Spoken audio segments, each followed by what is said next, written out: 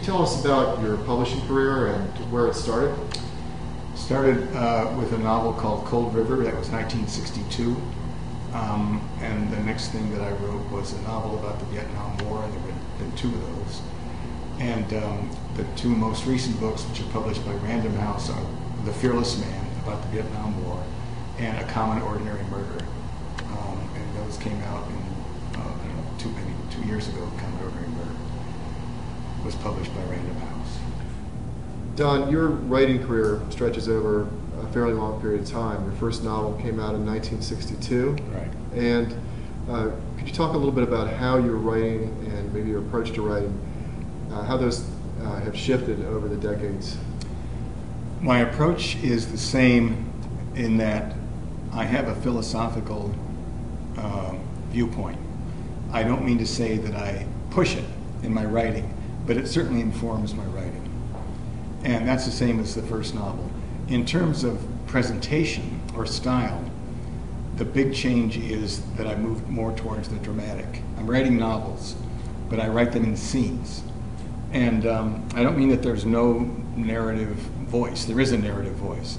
But for example, in No Blue-Eyed Devil, it's what I call a novel of a single action unfolding. It begins with a catastrophe.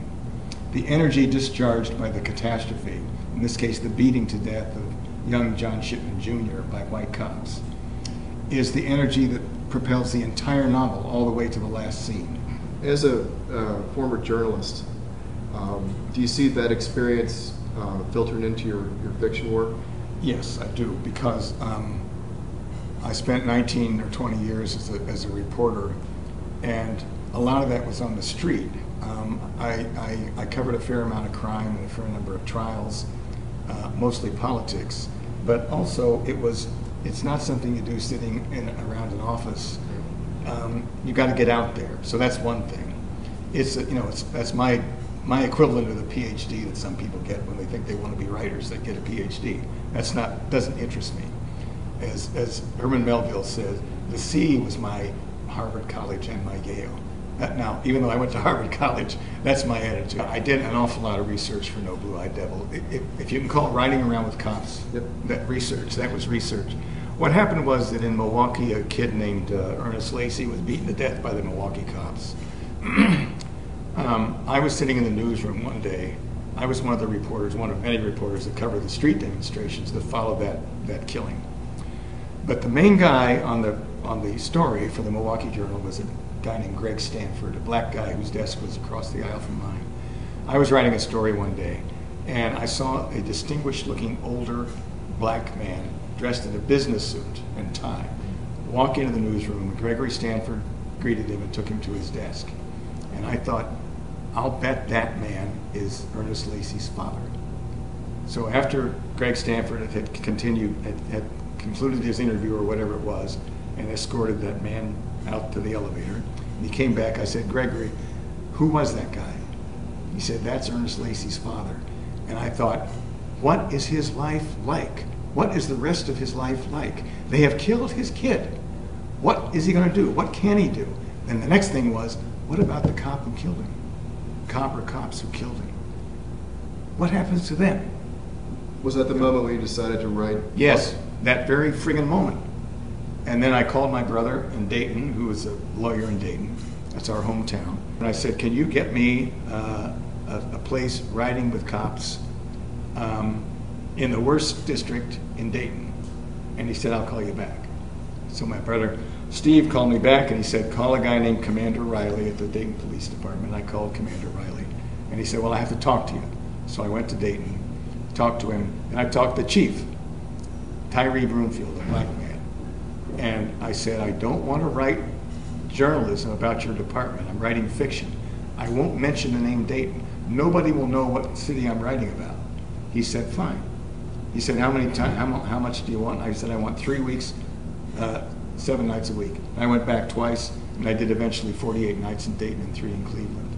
Well, choosing to approach the theme of racism in a novel is always, I think, a very difficult choice to make because it's such a loaded topic. Did you go into that area, an arena, with any trepidation, or did you feel completely confident with it? Well, I did with a lot of trepidation because I could see a black reader reading this book and saying, what does this guy know? You know, he's a black blue-eyed devil. What does he know? And I don't write as if I understood what it is like to be on the receiving end of racism, because I haven't been. But I did, but there is a certain picture that you get if you look objectively at human behavior. And I covered civil rights for the Hartford Courant, the Milwaukee Journal, the Washington Star, and I guess that's all. I spent several years in my career as a reporter covering civil rights. You learn something. You don't learn how to be a black man. I didn't feel I had to be a black man to write this book about race relations. Somebody's got to write a book about white cops and black citizens. And in the decision to join with the Concord E-Press and be on our first list with the title, formerly Temple and Shipman, now No Blue-Eyed Devil, talk a little bit about the decision to go with the Concord E-Press, in that, you know, we're a very non-traditional press. You've been published by Random House, you've been published broadly. Choosing to be part of a radical outfit like ours, you know, what was behind that choice? Well, it's not because I'm much of a radical.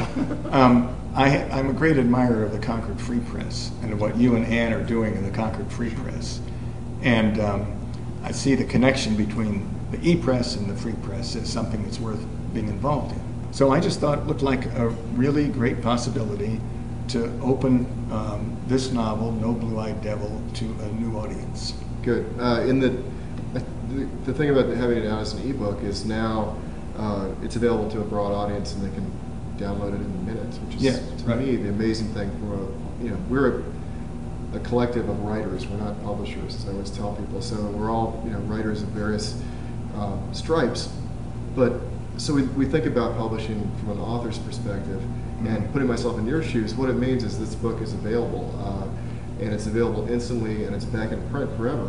I remember the first novel I published, the editor was a man who's now a friend of mine named John Pope at St. Martin's Press, a very smart guy who was very attentive to what I was trying to do with that book and was helpful without being terribly intrusive or arrogant. And then the next editor I had was a woman named Ann Kostick at Seaview Books. Same story, intelligent application of her intellect and aesthetic to my work. Then at Random House, the legendary Bob Loomis, who had been around for about 50 years, same thing. He read the books, and he read them critically. And I didn't agree with everything he wanted me to do, and I didn't do everything he wanted me to do. But every once in a while, he would say, this doesn't look right to me. What's wrong with it? And I would say, well, what do you think is wrong with it? He would say, I don't know. What do you think? And anyhow, you get the picture. In other words, conscientious editors. I suppose you can still find them in New York. I'm hoping to find a conventional publisher for my next novel. But if I do, it's gonna be a piece of luck, I think. A lot of people in your shoes who have written a lot find themselves, you know, sort of daunted by the whole thing, or missing the good old days when you actually could make a fair amount of advance and get attention. I think the time when a new novel was an event has sort of come and gone. There are so many novels come out so quickly and disappear that really trying to just write because you love to write and because you love to tell a story, because you want to connect, as you said, emotionally to readers. It pulls you back to the core reasons why you write. In terms of what's ahead for your work, you mentioned you're working on some short stories, you've got a novel in progress. Why don't you let people know where you are with what you're doing now? Well, I've finished a draft of a novel about a woman in her early 30s who has 2 sons. And she lives in Dayton, Ohio, near Wright Field in World War II. Wright Field is a major U.S. Army Air Corps base. And the Army Air Corps sends a guy to her house and says, I noticed you got a nice big house. Could you take a couple of pilots or bombardier navigators? Billet them or whatever. Billet them, because we don't have enough barrack space. It's early in the war. It happened to my mother. My mother said yes. And we had Army Air Corps pilots in our house throughout most of the war, until later on in the war. All right. Well, this has been really great, Don. Thanks for letting me talk to you. I enjoyed talking with you, Stona.